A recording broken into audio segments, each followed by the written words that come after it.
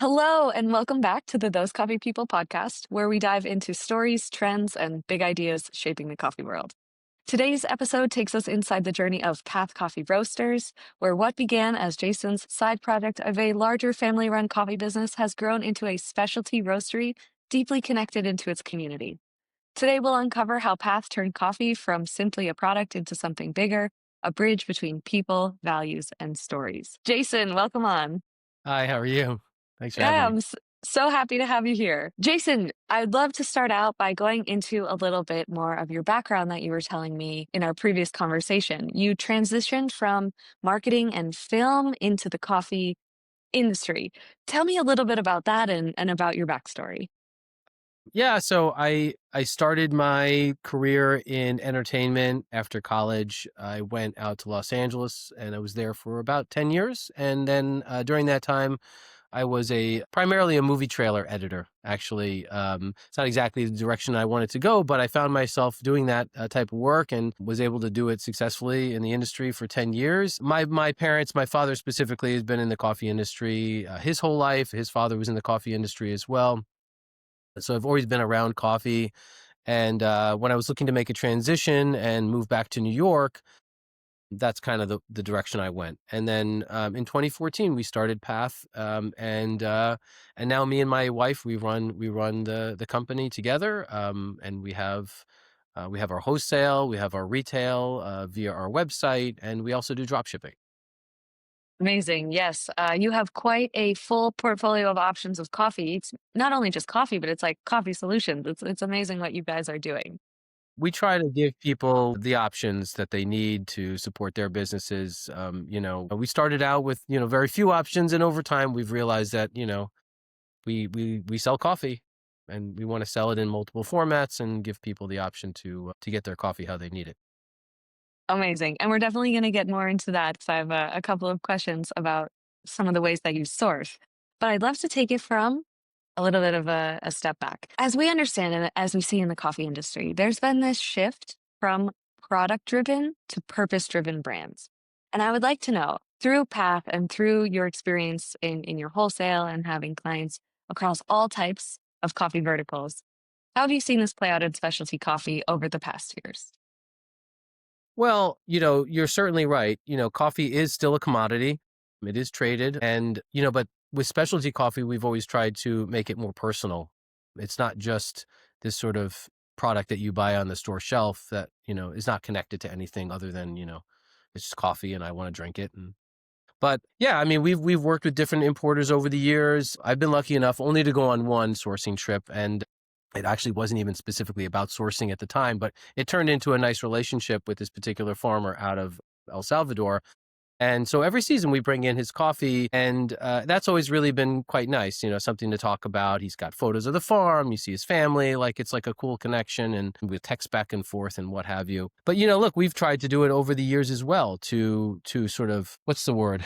To sort of get our brand out there by sort of telling our story. And not just be like, hey, we have coffee. We're not just a distributor of coffee. We do source coffee. We do roast coffee. We offer our customers a variety of, like you said, formats to put their coffee in as well. But I think what I've seen over the years is that it's much more important to sell not just the product, but sort of the purpose, or at least where it's coming from. Like, I talk about my family. We're a family run business. We're active in our community here in New York. And yeah, so I think it's definitely sort of moved in that direction, at least in specialty. I think a lot of the commercial guys are trying to get there as well, but I know it's more difficult. Yes, certainly. And storytelling, it is something that it's so difficult. I think maybe in our previous conversation you even mentioned like how do you summarize all of this information onto just the back of a coffee bag? And I'm wondering if you had any like tips or tricks for other coffee entrepreneurs out there of how do you take this story, how do you take all this impact, how do you take that whole experience of what you had in El Salvador and communicate it actually to your clients in a way that it builds value for them and makes them feel aligned with your brand. I mean, I think it's all about the personal story. I think that, while the coffee is part of the brand, it's also, at least for us, I speak about my experience growing up in the coffee industry. And that's kind of the connection that I try to keep, to sort of make with people. Like I talk about, smelling my father when he would come home.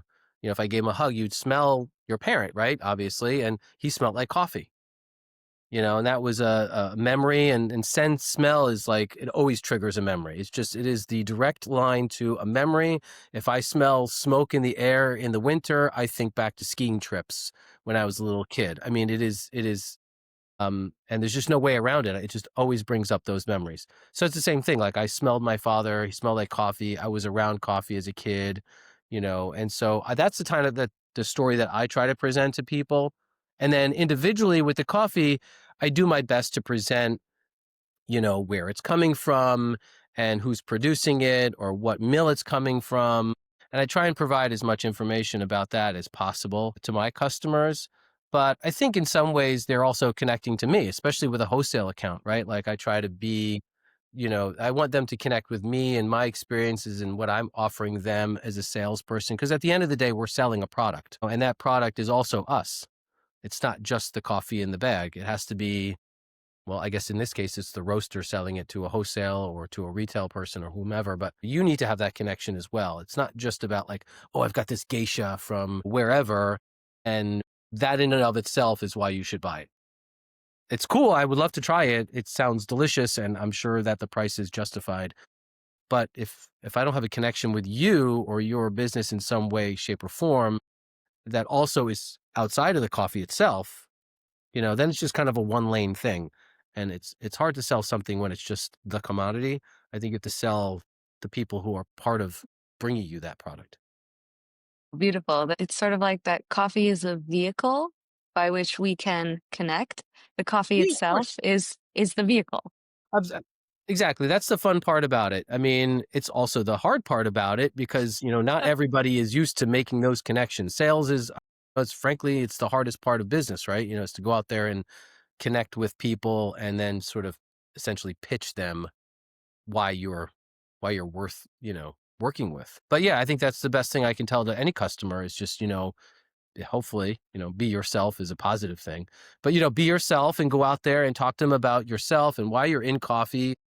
And then also present the coffees, present them in a way that's interesting. But, talk to them about yourself. Like, what are you doing here? Like, why are you even here? Like, why aren't you now doing something else? Why are you doing this? I think that's so interesting as well that you mentioned your father and you also mentioned your grandfather was in the coffee trade. Yeah, I didn't really know my grandfather. He died when I was very young. But yes, he was in the coffee industry as well. I think that there must have been such a dramatic shift that happened from 2 generations ago to this generation in the coffee industry. I think it's probably, like, changed drastically with technology and communication and Oh, yeah. Like all of every the industry, advancements. right? Like I always think back to like, I was recently watching this show on Netflix about it's called Titans. And it's about the Hollywood how Hollywood got started. It's like a 6 part series. It's actually a great series. But I'm like thinking to myself, I'm like, okay, today I know like if I ask a customer to pay me, he's got a lot of formats. Like he can send me a check, he can send me Mhm. H, he could do wire transfers, like, and there's ways to track things, and I can go online and do all these other things. Like, how do I know that it's right? I can see that it's, we have accounting software. And then I'm thinking back to these days in like the early 1900s. I'm like, how do they track any of this? How do they know that like the theater owners are being honest about how many tickets Uh-huh. they sold and like the money, it's cash. They didn't have credit cards back then. They don't have ways of paying other than like cold hard cash. It's like, how do you Mhm. keep track of all that? How do you be this big, huge studio that has all this money rolling in and trust that that's the money that you're owed like that, or even farther back than that? Like, how do you trust that? It's remarkable It's that really people seem interesting that, to like, get by. there must have been some sort of trust. There was probably a lot of fraud back then also, like, how do you get around that? Because if I was a theater owner, I'd be like, "Yeah, just, like, 50% of sales. I don't I got I just didn't make that much. I'm sorry, I didn't sell that much, and yet you're pocketing all that cash and, like, not giving." So how do you manage all that? I guess you have to have people, like, on the ground somehow? I don't know. Yeah, some representatives involved. You know what I think about is not only in the early 1900s, but at the end of the 1800s, like how did the coffee trade work? Like how did people pick up shipments of coffee and like how was that exchange of cash? I don't think they People took Yeah, dollars even in, like, South internationally, like America. yeah, how do you get money internationally and trust that it's going where it needs to go, and, like, the guy that you give the money to is, like, not gonna just run off and do whatever. Like, there's I don't know, I guess they were much more trusting back then. That's why we have so many lawyers and so many contracts and so many systems in place today because people just don't trust other people. Did you ever hear any crazy stories from your dad about how, like, sourcing was different when he was starting up? No, honestly, I haven't. I guess I could ask him. No, I think when he was growing up, I mean, I think there was commodities, it's been around for a while, the commodities market. So, but, no, I haven't asked him anything specifically about. Maybe for the next episode, you can see if you have any wild stories of how the coffee trade was back then.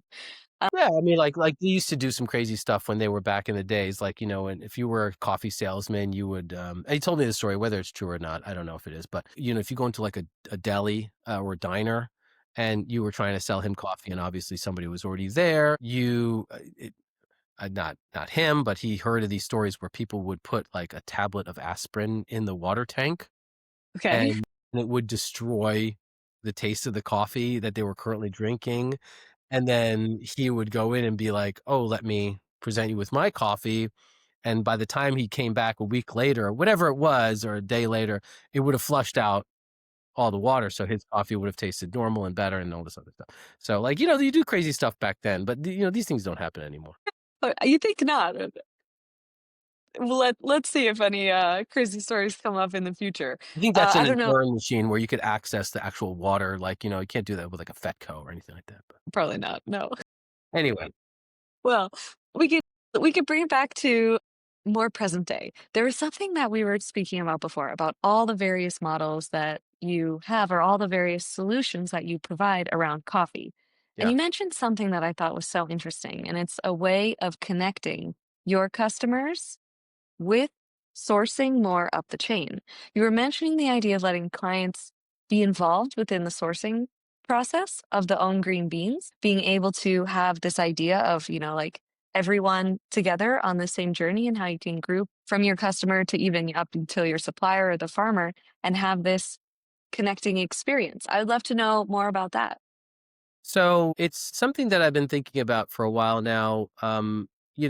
A lot of cafe owners, well, I guess almost all cafe owners, unless they have their own roastery, are buying from a coffee roaster, and they're usually buying what the coffee roaster has to offer.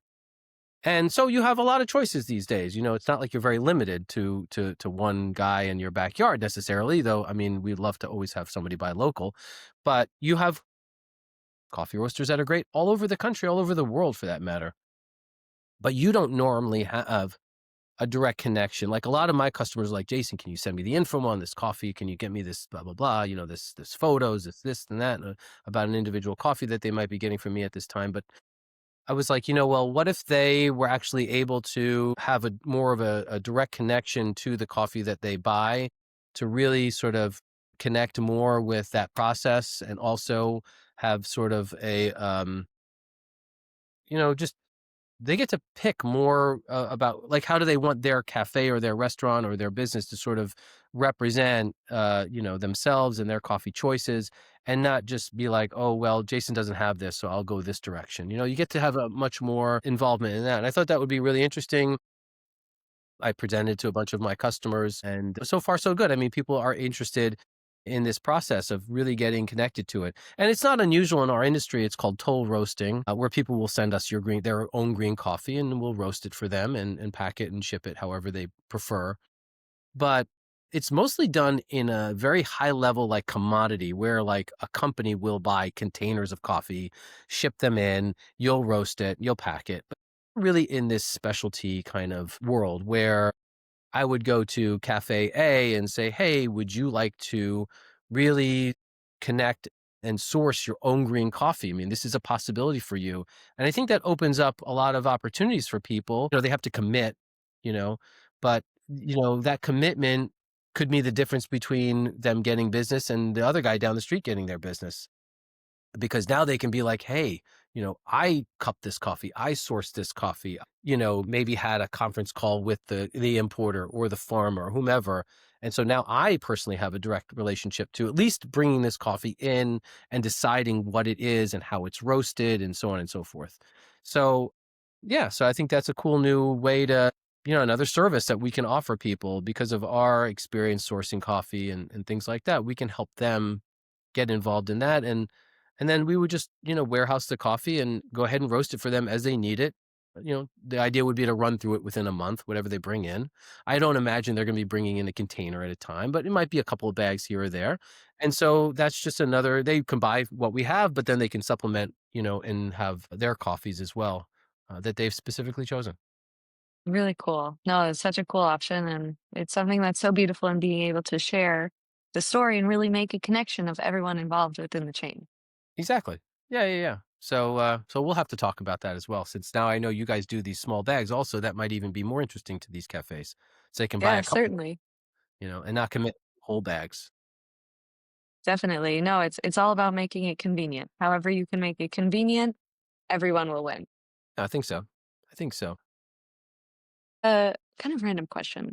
Do you ever offer coffee cuppings to the general public? Do you offer like cuppings of your portfolios of options to like direct to consumer? So we did pre-COVID, and then we stopped, and I'll be honest, we have to start again.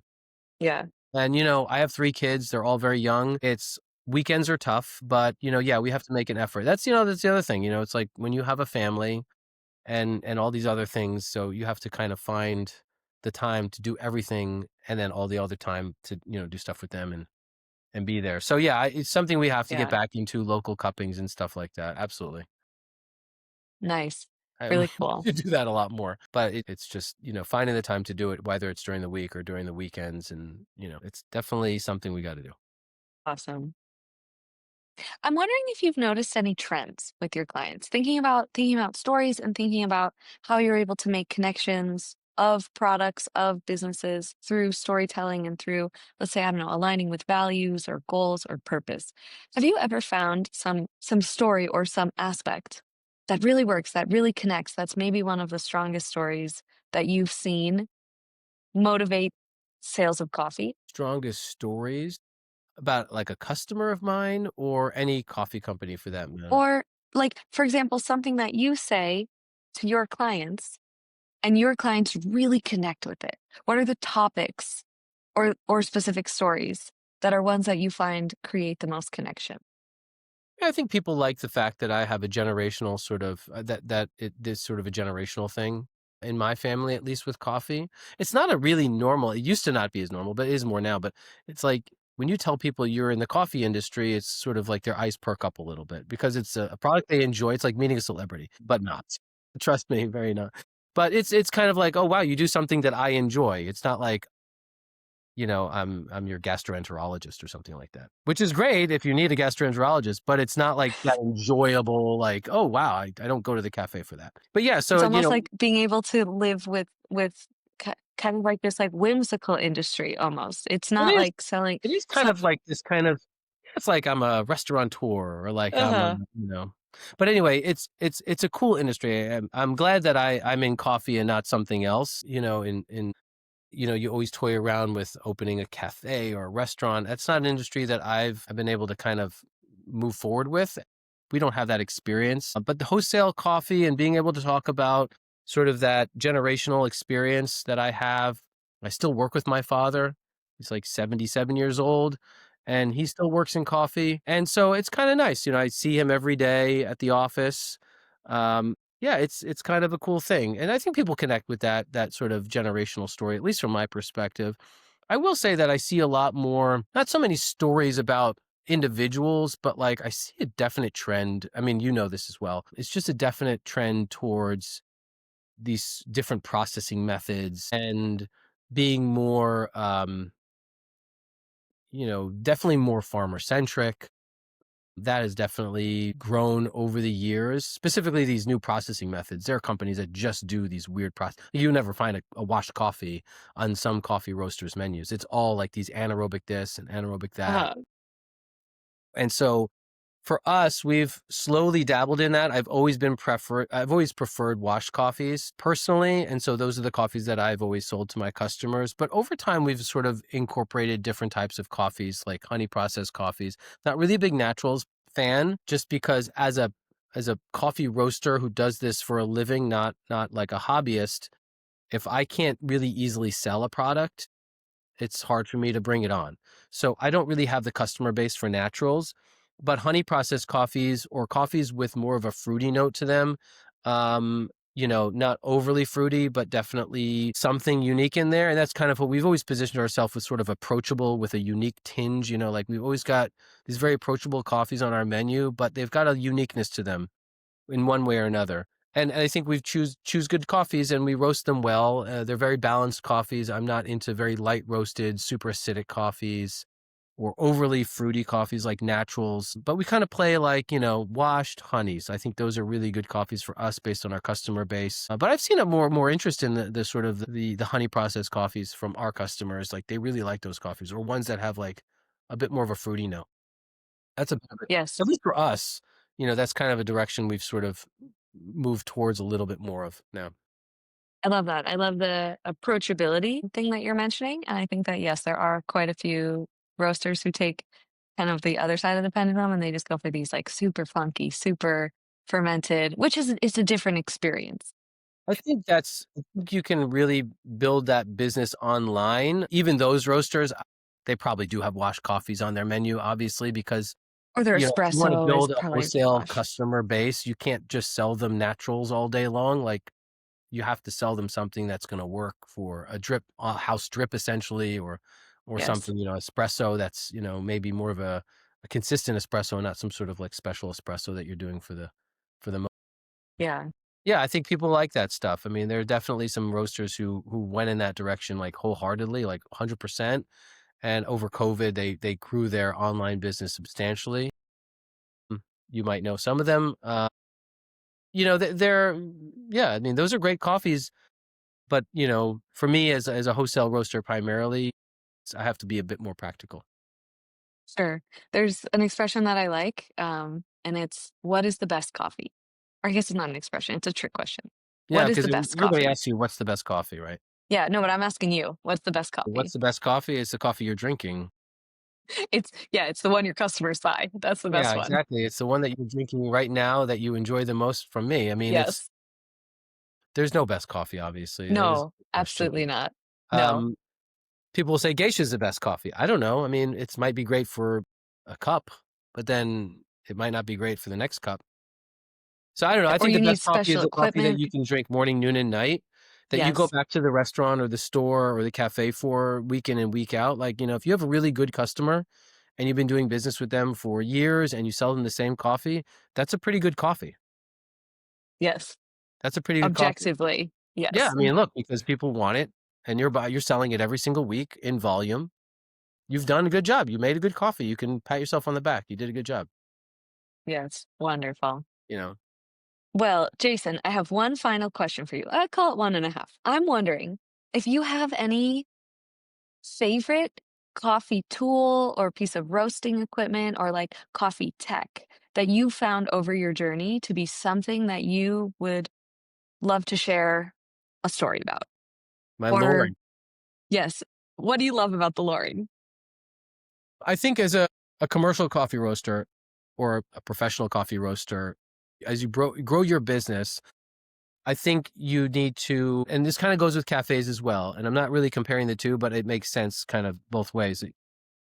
Unfortunately, in cafes and even in any business, people come and go, right? These days, unlike maybe in your father's time, your mother's time, they don't stick around forever. This is not like, I got a job, I'm going to be there my entire life, get my pension and retire. It doesn't work that way anymore.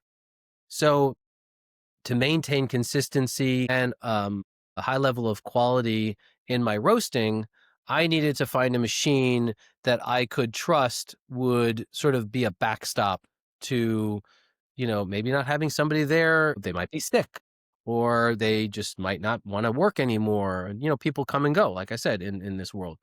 And so by me investing in a piece of equipment like a Loring roaster, and there are other roasters out there that are very like either with automation or that they're just very good at being consistent. I thought it was really important for me to have a machine that I could, one, train somebody to roast really, really fast.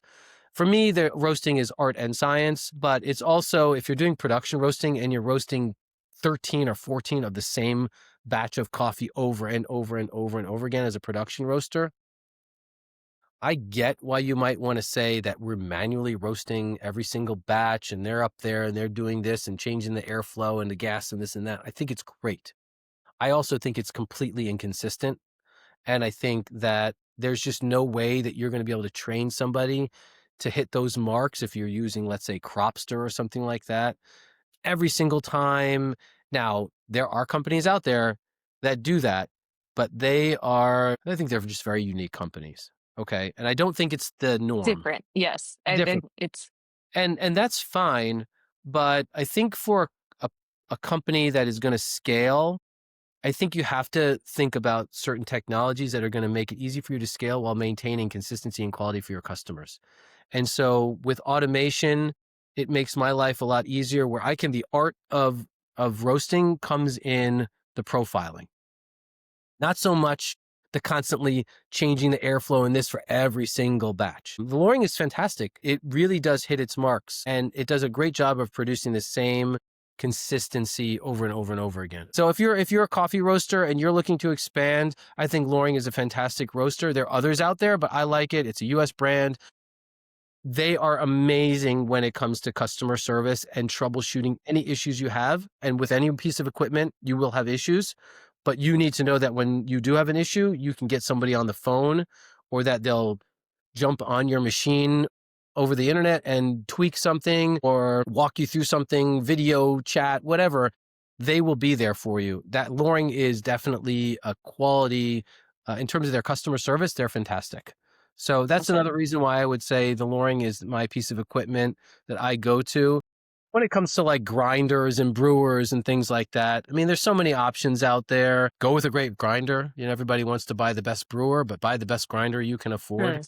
Because grinders are the most important tool that you have in brewing coffee. I mean, you can spend money on a great kettle and whatever else, but if you don't have a good grinder, you might be hurting yourself. But as far Certainly. as real business, I think loring or any machine that's going to make it easy for you to train a new employee, be consistent, fix any issues that you have. I think those three things are sort of embodied in that particular. That Awesome. Thank you so much for sharing that. And so now I have my last question, which is that if any of our listeners are interested in any of your coffee programs or your wholesale program, your drop shipping program, or your combined sourcing program, Yeah. how do they learn more? How do they get in touch with you? Well, you can go to our website. It's just pathcoffees.com, PATHCOFF. You can email me, jason@pathcoffees.com. You want chocolate? Okay, we'll get you chocolate. And then just jason@pathcoffees.com. And you can always send through the contact page on our site. But yeah, we offer a lot of options, nationwide shipping. So that's never a problem. If some coffee shop wants to buy coffee from me in California or wherever, I'm happy to ship coffee everywhere in the country. And then drop shipping also, and then the green coffee. Amazing. Sorry. Yeah. Wonderful. It's chocolate. Um, Jason, thank you so much. This has been an absolute pleasure. It's been wonderful getting to know you and your brand. Thank you. And yeah, I'm looking forward to staying in touch. Absolutely. Yeah. Thank you so much. I appreciate the time. Thank you, Jason. Bye bye. Bye now. Take care.